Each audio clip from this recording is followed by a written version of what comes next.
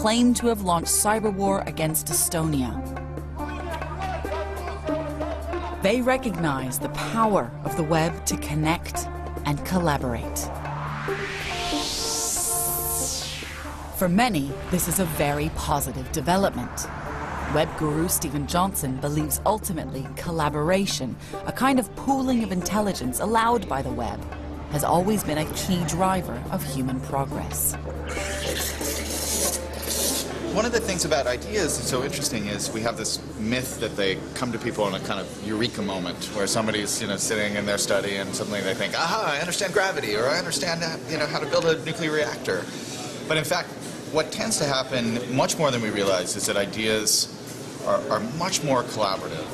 If you look at the history of invention, what you find is that inventions are dramatically disproportionately centered in urban areas. One of the great things about cities is they're filled with these public spaces like a coffee shop where people come together who might have some shared interests but come from different backgrounds. They work for different companies, or they are artists meeting writers or filmmakers. And in that kind of point of convergence, they sit around and they talk and they share ideas, and it becomes a kind of connected space. So the web is, in some sense, this kind of virtual version of what cities have historically done. You have people connected in a way that was never possible before, and part of it is this basic kind of principle built into the architecture of the web. The web is, at its core, a platform for linking things.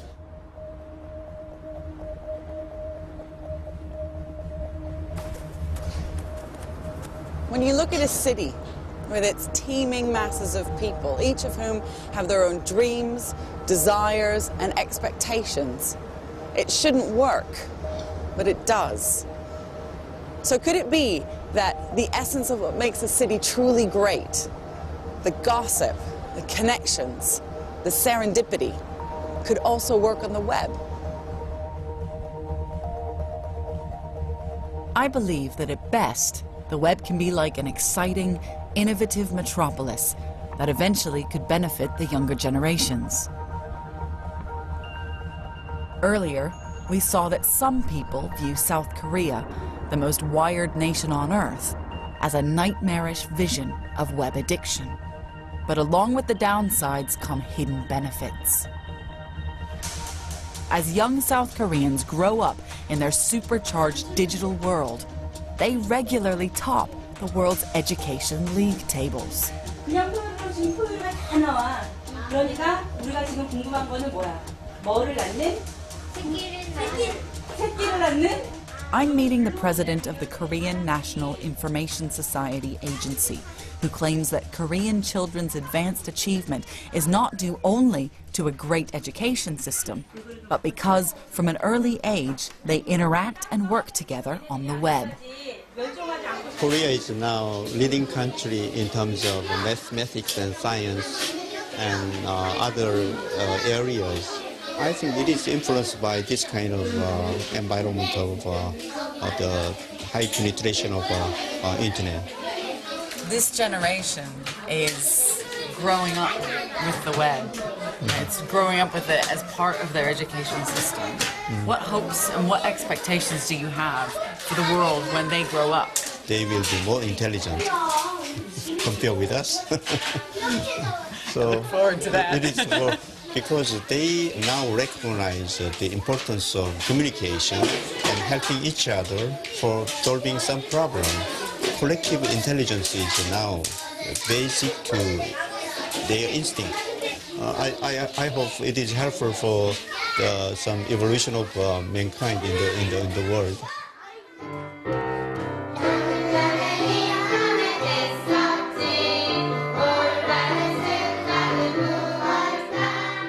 Every kid starts with an incredible amount of curiosity. Why are some materials strong? Why are some materials weak? Well, I asked that when I was a kid. Nobody could answer. Now, my son will get the answers and want to ask more questions. So I think it's a huge change. 이거는 아군 꽃체조, 우리 눈체조를 해주는 거래요.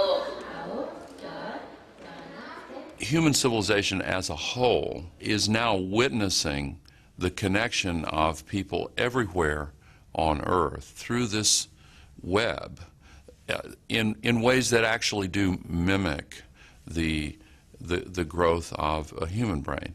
And the analogy is imperfect, but it's also real. We are seeing the emergence of a global brain.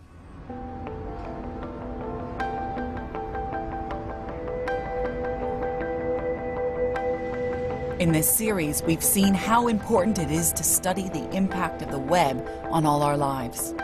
The web appears to give us all a voice and to level society.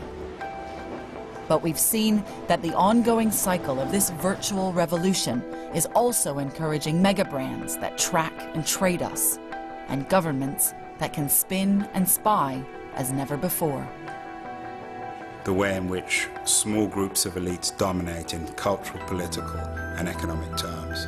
It reflects our values, our narcissism, our views, our obsessions. Even as it opens up extraordinary new possibilities, the web is weighed down by the limits of our imagination, our desire to profit and control. The web holds up a mirror to human nature, the good and the bad. Yet in this film, we've seen the new generation not just reflected in the web, but maybe evolving with it. My hope is that the web will eventually show us new horizons, liberate humanity, and change human nature for the better.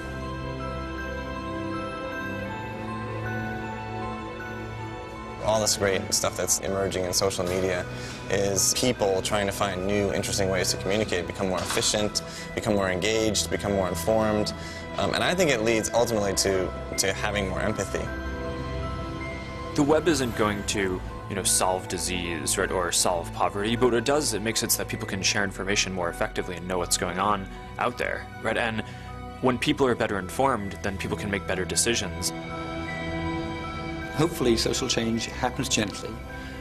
The sort of thing which the internet brings by connecting people is openness and understanding of other people's ideas on a good day. So I hope we have a lot of those good days. We have the knowledge of the ages gathered for us to browse in our pockets. And if we seriously think that's a bad thing, if we seriously think that's something we should turn our backs on or sniff at, then we really deserve a slapping.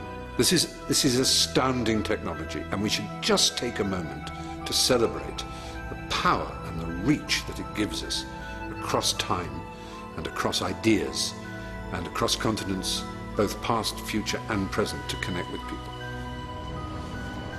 Perhaps the most amazing thing about this revolution is we've seen all of this profound change in just 20 years. This isn't the end, it's merely the beginning.